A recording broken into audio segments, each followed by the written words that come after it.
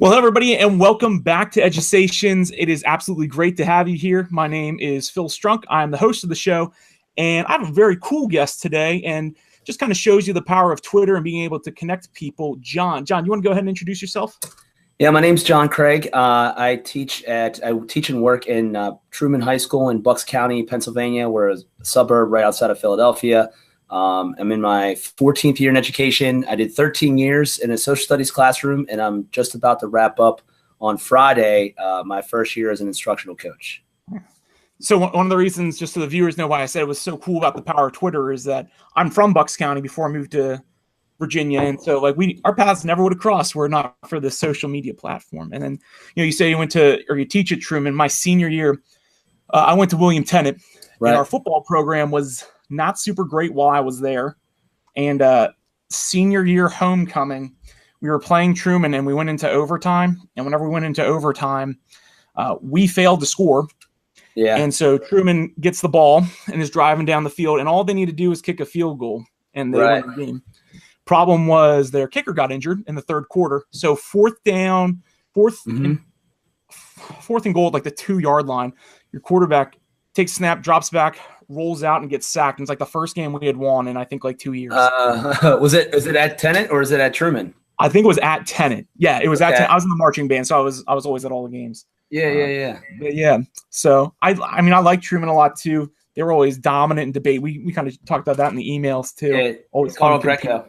Yeah, Carl Greco, you mentioned him. He's outstanding. He's like this hidden gem. I don't think people, if you didn't really pay attention and knew, or if you weren't in that debate world, but when you see the accolades and all this stuff, and people, I'd watch people come from all over to an event at Truman, and it was like he was, like the rock star, and all the stories I hear about him is pretty impressive. He would just kind of come by my classroom like, hey, can I talk to some honors 9th grade kids to see if they're interested? I'm like, sure. And, he would do his spiel and get kids involved. And then to see it as a teacher, as I got older and saw the older kids who competed, it was amazing to see those kids transform and how well, not even just like debating, but just like having a conversation, being aware of what's going on. And it was pretty impressive to watch those guys work. Yeah, it was really fun to, like I said, to compete against them. Let's talk about you. I'm really interested in. All right. And I mentioned this before the show started too. You just started as an instructional coach, and that's a career I've been thinking about. What made you think like this is the next step I want to take in my education career? I really fell into it. We got involved with an organization called PLN, which actually stands for Penn Literacy Network, which everyone thinks Professional Learning Network. And so it's run through Penn. It's all about this literacy program. And in order to be part of the program, you need to have a coach that joins 2 teachers and an administrator on this year-long PD thing. You have about 5 sessions. So we didn't really have that position locked down. We didn't even have it in our building. And so they approached me and hey, we'd love you to be a part of this PLN. Would you mind being the coach? And I'm just thinking naturally, football coach, which I don't think I talked about. I've coached football my whole career. Football coach, instructional coach, sure. Because I'm always a person that says yes to those things and volunteers for a lot. So I was like, sure, why not? And I kind of dove into this world. And first thing I realized is that instructional coaching and athletic coaching have similarities, but they're more different. And how you approach people, athletic coach, you kind of say, okay, here's the plan and here's the structure, and we're going to go do it. And you give people feedback, which is what an instructional coach would do. But the biggest difference is you really got to invite people in. You have to be invited in as an instructional coach because you have to really start with trust and relationships, which again, as an athletic coach, you'd want to do as well. But it's a different dynamic because, it's a lot more of like volunteer process as opposed to like, I'm going to come and show you what to do. And it seems like oftentimes too, whenever people are coming into the room, teachers feel like they're about to be evaluated about something. So how do you kind of like combat that stigma of, they're just in here to observe and put something in my file versus like, no, like I'm here to help you make sure that we can work together to create these new innovative ideas for our classroom. So what's your process in building those relationships with your team? If I had that figured out, I'd love to know. Like it's a tough process.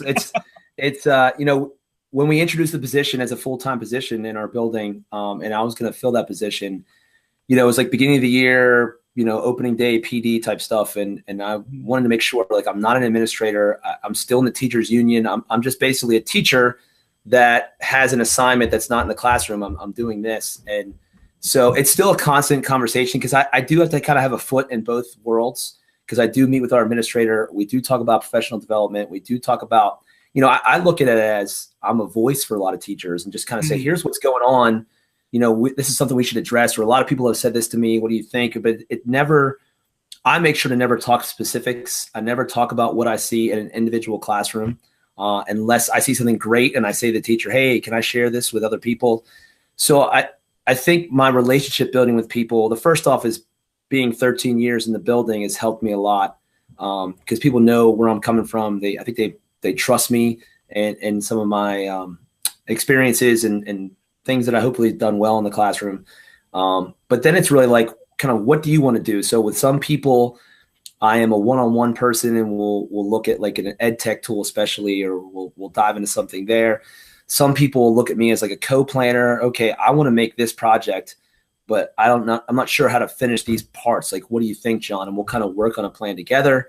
And then some people will come in and like lead lessons and lead classroom discussions and be the teacher for the day per se. And, I just kind of encourage those few people that I started with to kind of talk about the good things and how it went, and to kind of build that way. And it definitely has been a long year in terms of building those, but it's definitely improved. And I definitely feel like next fall, I have some people that are saying, all right, next fall we're doing this. Like, I want to, I think we're going to be a lot faster to get things moving when we hit next year. That's awesome. Yeah. So, thanks, yeah. So year one went pretty well then, right? Yeah. I mean, there's definitely some positive things. Yeah, it's definitely a roller coaster. And I think if you talk to anyone in these roles, you kind of get the same conversations. I'm fortunate to kind of go to regional meetings. Like, we'll have the 4 counties in the area meet, and it's kind of the same conversation. Like, how do we get into classrooms? How do we build relationships? And then, you'll have a lot of weeks where you're doing a lot of stuff and you're busy and you're having some impactful moments, and you'll have some weeks where things are tough and people are a little hesitant. And, like this closing part of the year can be difficult because people are like burned out and they're tired. And it's like, I don't want to try something new, Jon. I just want to kind of get to the year and, let's talk as we move forward. So you got to kind of figure out how to play things with different people. And some people want a little push. Some people want you to back off, and some people kind of want you to come in a different way. So you really got to work on those one-on-one relationships, almost like you would with a teacher and students, like how to approach each situation differently. Yeah. That's a good analogy. So like one of the new things that you said that you were trying, or new for you, was flipped instruction. How did you get that to work in your history classroom with your high school students? Yeah. I look back on, I was an AP US history teacher for 6 years. And I'll be honest, I lectured every day, and I was like, I'm boring these kids. Like, I'm not connecting. I felt early on maybe I just pulled the wool over my eyes, but I'm like, something could be better. So I just literally, it started with, we didn't get to the Dred Scott decision of all things this one day. I wanted to get it done. So I was like, all right, I'm going to make a quick video on my phone and post it on Google Classroom. And, that way the kids can review, see what I had to say about it. And then we can move forward. So we don't have to come back, because we constantly have to come back. And like that night, a couple kids emailed, this is great. Can you do more of this, Mr. Craig? I could go back. I could rewind it. And that was just like, okay, let's do this. So I started doing a video roundup every day, like 3 major points that I would take away from each day. So I literally, as I walked to my car, I would kind of round up the day, and it just became, okay, what else can I do with video? And it's like, that's awesome. Then I stumbled on this flipped instruction idea. I don't even remember how. And it's like, with technology now, like, what can you put on video that kids could watch at home? And I don't have to define flipped instruction for you, but it just kind of became this organic thing that grew throughout last year, to the point. And I would constantly ask kids, do you like this? And some didn't, some wanted traditional, but I think a lot of kids that were hesitant were just used to what school should feel like. I mean, I think those top level kids get really good at playing school and know what they expect. And I think that challenge to them was not so much, I can't do this, as much as this is a little scary. And I've done really well with what has always been done. And so that fearful unknown came through. But I had some other kids who were like, this is great, and just ran with it. And it just, by the end of the year, so midway through the year, I started transitioning. And by the end of the year, it was almost a fully flipped class. And, I just kind of changed things and modified as we went, and provided some outlets for those kids that didn't want to go all in and struggle with that and try to find that balance. Yeah, I liked what you said about students that knew how to play school well. I did this activity earlier in the year where I had students build websites to teach students, or to teach really anybody, about like the key events and key figures of the Roaring 20s. And at the end of it, I had a student say, so when are we going to go back to like normal school? Yeah. Said, well, this is normal school. We just have to rethink it. You know, this is so much more relevant, right? Yeah. And just, you know, they were, those kids did fine. And like, and it was just a matter of them putting more of that learning on them. I think that was the big thing. And once they kind of took a little bit more of that independence, and again, I got, you know, a flipped instruction could be fairly pretty much the same thing, just obviously flipped. And so you got to be careful. I think a lot of people kind of jump into this and I'm going to take all my lectures and put it on video and it's going to be awesome. And like, you know, kids don't want to watch more than 7 minutes, 8 minutes of a lecture, let alone a 15, 20-minute lecture. So it's not a catch-all, and there's so much little innuendos and little ways to do things and idiosyncrasies, I think, with this that people have to be careful of. And I'm still learning about it as I go. But, you know, the biggest thing, if I can, is that change is that even though you would think as you push this content at home, you're going to like lose kids. But I felt I had better relationships with the kids because now in the classroom, I'm sitting down with 3 of them and talking about a topic they struggle with, or we're looking at, you know, we could do rotations, or, you know, maybe there's 3 kids that say, hey, I want to talk about how to work on my essays. So I actually built closer relationships by pushing that video content at home than I would have if I stayed traditional. And I think that was way more important than just being able to flip the instruction. That's awesome. So then like the basic formula for people that are watching the show right now, or that are going to be watching it whenever it airs, some sort of short video or some way to get them the basic knowledge, right? To give them the recipe. Right. And then they're the baking in your classroom, the whole duration of the class, instead of having to get that recipe copied down, right? Yeah, I mean, that's mine was a little different. So I would do a quick review. My whole thing is like I need to spend less time in the front of the classroom. So they would get the video, which was just me talking over PowerPoint. It wasn't glamorous, and I would love to improve on that. And then there'd be an accountability quiz when they came in, but they could ask any questions. And what I'd always do, I use Edpuzzle, which is fantastic for doing flipped. And I would always embed a Padlet link at the end to ask questions so I could check it at night. And what was awesome is I encouraged kids to answer each other's questions, and they would. It was fantastic. They would answer each other's questions. But then we would always start with like, what are we unsure about? Let's talk. And so that like kids would bring questions. It was a good way to start the class with that unknown. And then even the quizzes, I would say it's open note. Like you can use whatever you want. Like if you did the work, it wasn't about trying to catch you. And then I might review a couple key points. Then it was like I would plan different activities. Like we would, you know, do primary source review or work on our essay construction, or if there's a certain skill I thought we were struggling with, especially like thesis development, things like that. We would get into that. We might do some graphic organizers to review some older stuff. So I would kind of plan different activities, which I would never have been able to do some of those activities in what I was doing before. And like I said, if I would get those quizzes back and there was like 5 kids really struggling, I might say, okay, everybody else do this. We're going to do this, and kind of just make it up as I go, and, you know, and sit around at a table. Like I said, it helped me understand kids in that class and really give the feedback needed themselves. Good. So it really helps the students understand where they're at, what they need to be doing next. And then with the flipped instruction, and you mentioned this in the email before that we had too, you talked about this genius hour that you did. Right. I think sounds awesome to be able to do in the history classroom. How did you get that to fit in with your standards, and how did your flipped instruction maybe help you with that too? I think I would say the flip instruction was just like that doorway to, okay, what can we do differently? That's really all it was. And my big moment for me was seeing George Coro speak at a local high school. I had no idea who he was. I'm kind of embarrassed to admit that now. Like I innovator's mindset, no idea. And my principal's like, and my principal didn't really know who he was. He was like, there's this free invitation to go see this guy speak. You want to go? I was like, sure. And you know, for me, it was blown away. You know, his keynote is just unreal. And it was that whole thing of like, I could be doing things differently. So again, I don't remember how I stumbled across Genius Hour. I'm a big Google fan. Maybe that's how I came across it, because they kind of link it to possibly Google and what they do with their 20% time.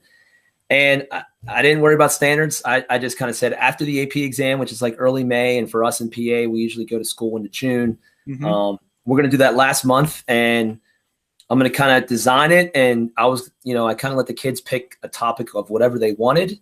My little constraint was that they had to make a website that demonstrated their learning, but they could research something brand new.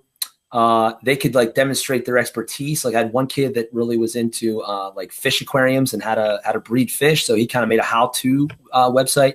Wow. Or some kids connected with their old passions and kind of got back. Like one girl, one of my favorite stories, she got back into dancing that she had not done before. And, I still see her now a year later, and she's like, I wouldn't be dancing again if it wasn't for you. She was like kind of bullied and kind of got away from dancing, but this project motivated her to go back. And she's so much happier that she's back now, and she's helping younger kids and teaching younger classes. So I don't know if it met a standard. I could talk. AJ Giuliani has a great post on how it meets standards and how many different ways you can, but it was just like, I'm going to do it, and we're going to mess up and we're going to make mistakes. And, I didn't have the answer to every kid's question about what to do next. I was just kind of like, what do you think? Let's Google it. Let's go look it up. And that's awesome. Thanks. Yeah. Awesome.